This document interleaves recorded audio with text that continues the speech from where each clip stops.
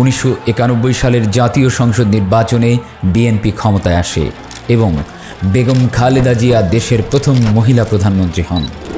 গণতান্ত্রিক প্রক্রিয়ায় প্রথমবারের মতো একটি গ্রহণযোগ্য নির্বাচন বাংলাদেশে হয়।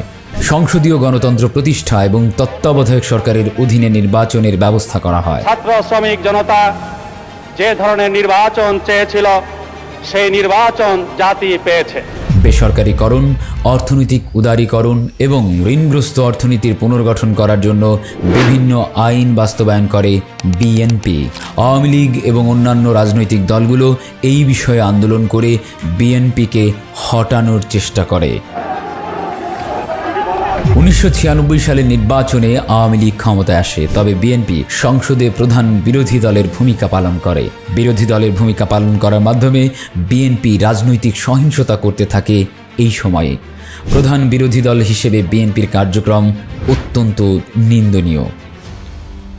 2001 সালে বিএনপি আবার ক্ষমতায় আসে। নির্বাচনী প্রতিশ্রুতি দেওয়ার চেষ্টা করলেও তা ব্যর্থ হয়। অর্থনৈতিক উন্নয়ন, অবকাঠামোগত উন্নয়ন এবং আইন শৃঙ্খলা পরিস্থিতির উন্নয়ন করতে বিএনপির অবস্থা নাজেহাল হয়। শাসনকালে দুর্নীতি, সন্ত্রাসবাদ এবং মানবাধিকার লঙ্ঘন সহ নানান রকম কুকীর্তির অভিযোগ ওঠে তাদের ওপর। ক্ষমতাসীন দলের বিরুদ্ধে বিরোধী দলগুলোর আন্দোলনের কাছে বিএনপি পরাস্ত হয়। 2006 সালের শেষের দিকে রাজনৈতিক অস্থিরতা এবং সেনা সমর্থিত তত্ত্বাবধায়ক সরকারের প্রবর্তন হয়। সেনা সদস্যদের তত্ত্বাবধায়ক সরকারের ক্ষমতা গ্রহণ এবং বিএনপি শাসনামল দেশের রাজনৈতিক ইতিহাসে একটি উল্লেখযোগ্য এবং কলুষিত অধ্যায় হয়ে থাকবে সারা জীবনের মতো। আবার যদি বাংলাদেশ জাতীয়তাবাদী দল পুনরায় ক্ষমতায় আসে, তবে কিছু নেতিবাচক প্রভাবও পড়বে যদি তাদের অতীতের ধর্মীয় দাঙ্গা ও সহিংসতার ইতিহাস বিবেচনায় রাখা হয়। বিএনপির শাসনামলে অতীতে ধর্মীয় দাঙ্গা ও সংঘর্ষের ঘটনা ঘটেছে। ক্ষমতায় আসলে আবারও ধর্মীয় সম্প্রদায়গুলোর মধ্যে উত্তেজনা সৃষ্টি হতে পারে, যা সাম্প্রদায়িক সংঘর্ষ এবং সামাজিক অস্থিরতা বাড়বে বলে অভিজ্ঞ লোকজন মনে করে। বিএনপি শাসনামলে মানবাধিকার লঙ্ঘনের অভিযোগ উঠতে পারে। এর ফলে আইন শৃঙ্খলা পরিস্থিতি আরও খারাপ হতে পারে এবং নাগরিকদের মৌলিক অধিকারের প্রতি হুমকি তৈরি হওয়ার একটা শঙ্কা রয়েছে।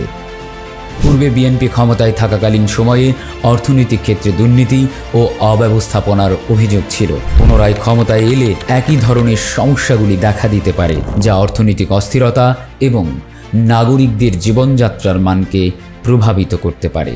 প্রশাসনিক এবং সরকারি সেবার মান খারাপ হতে পারে, এটি সাধারণ মানুষের জন্য সমস্যা সৃষ্টি করতে পারে এবং সরকারি সেবা ব্যবস্থার কার্যকারিতা হ্রাস পেতে পারে। ক্ষমতায় এলে উন্নয়ন প্রকল্পগুলোর অগ্রগতি শ্লথ হতে পারে, যা দেশের সার্বিক উন্নয়নে বাধা সৃষ্টি করতে পারে। বাংলাদেশে বিএনপি ক্ষমতায় এলে কী হতে পারে তা বিবেচনা করলে কিছু সম্ভাব্য পরিস্থিতি উঠে আসে। শিক্ষার্থী কোটা আন্দোলনের মাধ্যমে বাংলাদেশে যে দ্বিতীয় স্বাধীনতা এনেছে, তার জন্য অবশ্যই ছাত্রদেরকে কিছু ক্ষমতা দিতে হবে।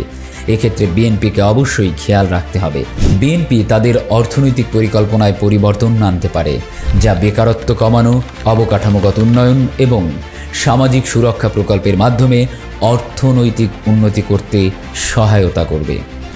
সরকার গঠনের পর রাজনৈতিক বিরোধীদের সাথে আলোচনার মাধ্যমে সমস্যার সমাধানের চেষ্টা করতে পারে।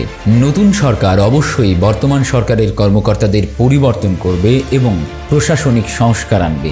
আইন শৃঙ্খলা রক্ষাকারী বাহিনী ও বিচার ব্যবস্থায় পরিবর্তন আনবে বলে আশা করা যায়।